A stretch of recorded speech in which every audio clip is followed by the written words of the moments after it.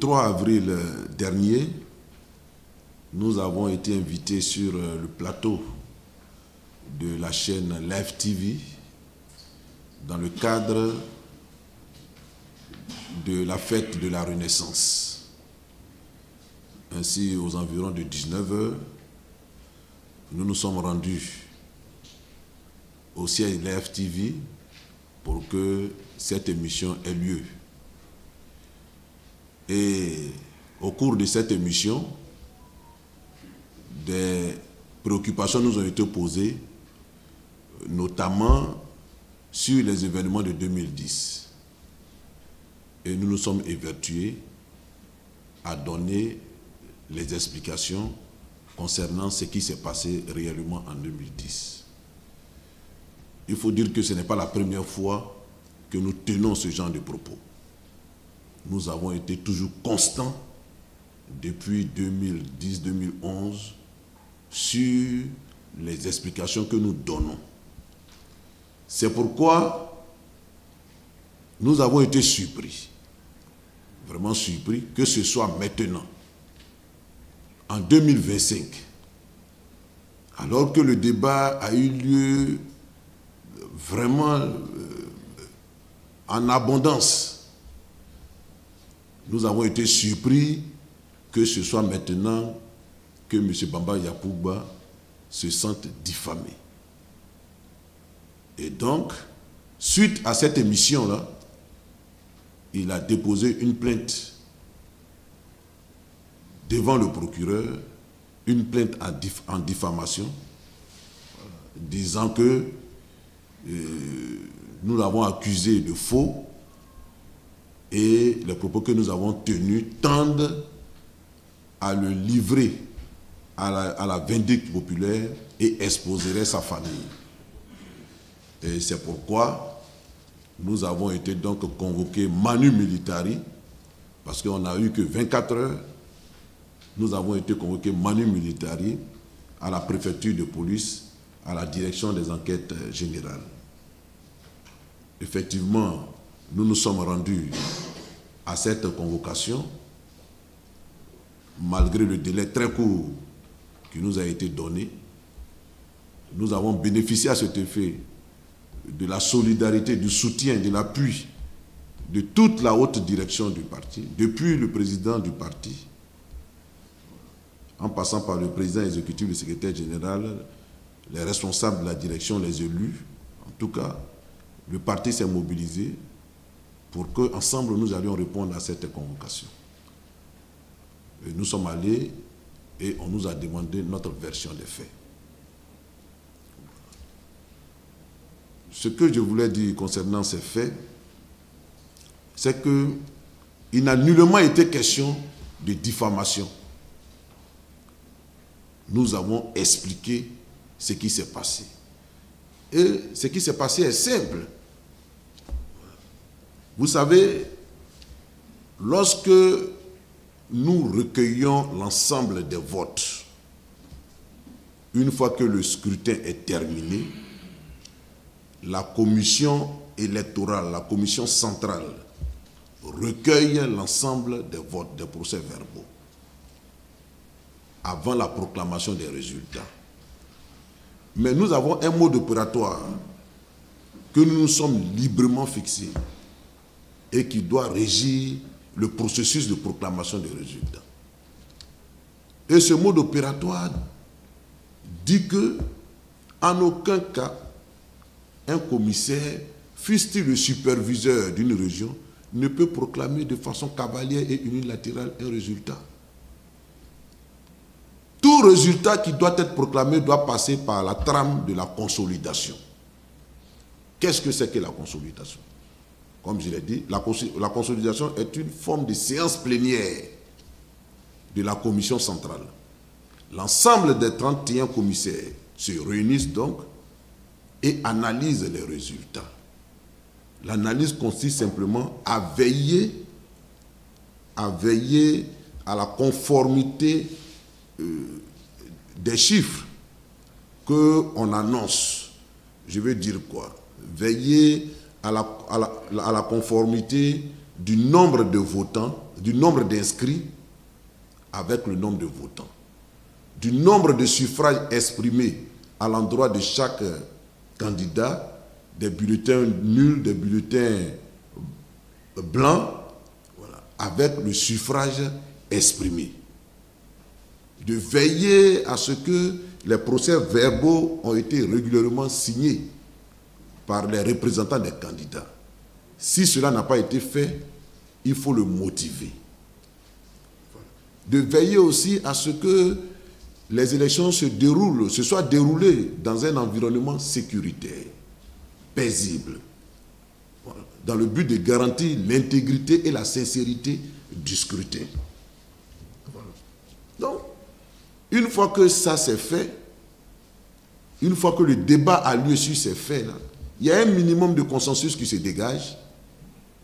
Et à partir du moment où le consensus est dégagé, le secrétariat, voilà, saisit le procès verbal, en distribue le procès verbal des résultats, en distribue copie à chaque commissaire, dont le porte-parole de la CEI, en l'occurrence en 2010, M. Bamba Yacouba, a charge pour lui d'aller les proclamer. Voilà. Voilà un peu le principe, si je peux le résumer ici. Mais qu'est-ce qui s'est passé dans les faits? Dans les faits, c'est que dès la clôture du scrutin, alors même que l'ensemble des commissaires n'avaient pas encore regagné le siège de la CEI pour participer à la plénière et donc à la consolidation, les résultats de la diaspora ont afflué. La diaspora, comme vous le savez, sont les élections qui ont lieu en dehors du territoire ivoirien. Et Bamba Yacouba a réceptionné tous les résultats de la diaspora. Et sans même que cela ne soit passé par la trame de la consolidation, sans que les commissaires n'aient eu connaissance de ces résultats de la diaspora, encore moins n'aient participé à leur analyse, il les a proclamés tels qu'il les a reçus, de façon unilatérale et de façon cavalière. C'était la première violation flagrante du mode opératoire. Deuxièmement, M. Bamba Yacouba, qui était le superviseur des élections en France, quand il a reçu les résultats, il n'a pas fait partager ces résultats-là en commission centrale. Il a proclamé de façon cavalière et unilatérale les résultats de la France. Que dit, quand je dis proclamer, il a pris sur lui la responsabilité d'invalider le scrutin en France. Dans toute la France, il a invalidé le scrutin. Voilà. Et donc, il s'est arrogé des droits, des compétences qu'il n'avait pas, que le mode opératoire ne lui donnait pas. Et il s'inscrit dans une logique de violation des règles que nous sommes fixées. Voilà. Et lorsque nous l'avons appris, puisque quand les informations sont tombées dans le domaine public et que nous l'avons appris, à la commission centrale où nous sommes réunis, on lui a fait ce reproche. Il a reconnu les faits, il a présenté ses excuses et il a promis que cela ne se répéterait plus. Et donc, nous en avons pris acte. Et quand les commissaires sont rentrés, nous avons commencé le travail de consolidation à proprement parler. Dans les régions du sud de la Côte d'Ivoire, on n'a pas eu trop de problèmes.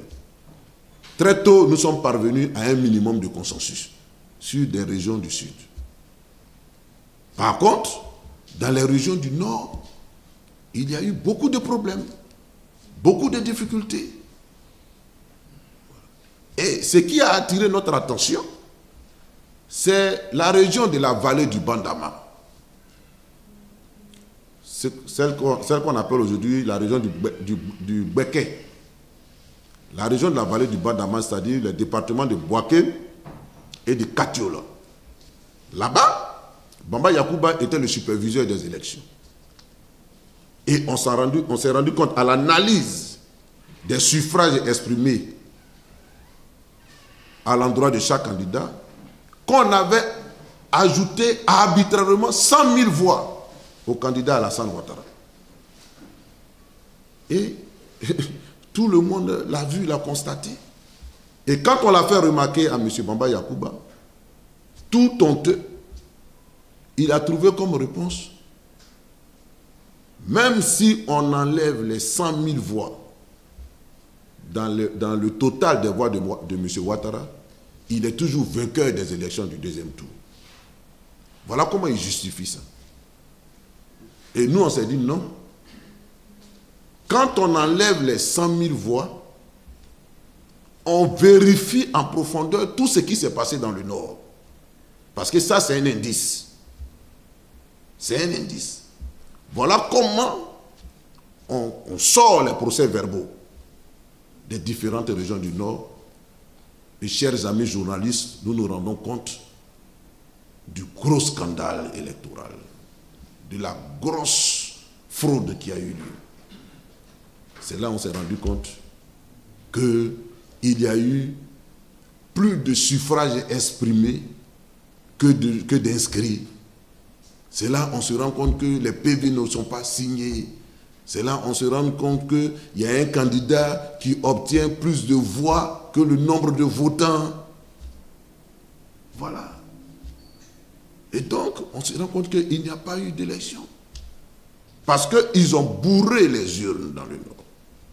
Car, le jour des élections, quand on a fait le point à mi-journée, nous étions à un taux de participation de 60%. Théoriquement, il était impossible de rattraper le retard. Le candidat Ouattara, théoriquement, il ne pouvait plus rattraper le retard sur le président Laurent Gbagbo. Et à partir de ce point, à partir de 13 heures, quand on a fait le point, dans les minutes qui ont suivi, les violences se sont déclenchées au Nord. Ils ont chassé tous les représentants dans les bureaux de vote. Ils ont commencé à exercer des violences. Et c'est pourquoi, dans plus de 500 bureaux de vote que nous avons dénombrés, alors qu'au premier tour, le président Laurent Gbagbo avait des voix, il y a eu 0 voix. C'est-à-dire même ses propres représentants dans les bureaux de vote n'ont pas voté pour lui. N'ont pas voté pour lui. Voilà. Donc ça a été un gros scandale. Et c'est ce que nous avons toujours relaté. C'est ce que nous avons toujours dit. Et c'est de notoriété publique. C'est de notoriété publique. Donc, que M. Bamba Yacouba se sente aujourd'hui diffamé, alors qu'il est l'un des artisans de cette forfaiture, je suis surpris. C'est l'hôpital qui se fout de la charité.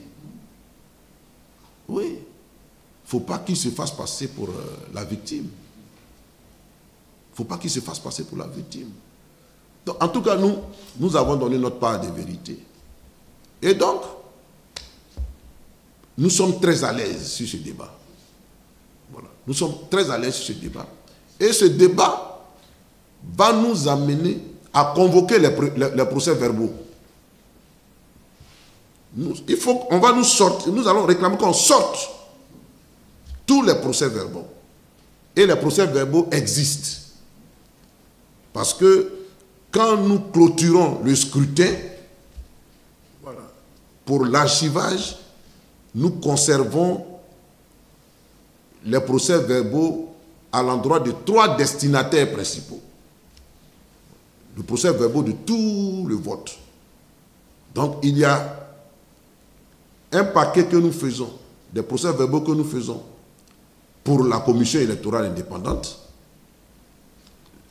Il y a une copie des procès-verbaux que nous faisons pour le représentant du facilitateur, qui est M. Baldini, qui représentait M. Blaise Compaoré. Donc lui aussi, il a ses procès-verbaux. Et puis, un autre destinataire, c'est le Conseil constitutionnel. Donc, toutes ces trois institutions sont censées avoir les procès-verbaux des élections de 2010. Et donc, s'il estime qu'il a été diffamé, bon, on sera obligé d'analyser les procès-verbaux en profondeur pour voir s'il dit la vérité. C'est à partir de là qu'on saura vraiment s'il est diffamé ou pas. Donc, nous sommes très à l'aise. Nous sommes très à l'aise parce que ça va permettre à l'opinion de se rendre compte de ce qui s'est réellement passé en 2010. Voilà. Les vérités qu'on cachait, ça va nous permettre de les découvrir. Et on verra bien qui est détenteur de la vérité, qui est diffamé, qui est méprisé.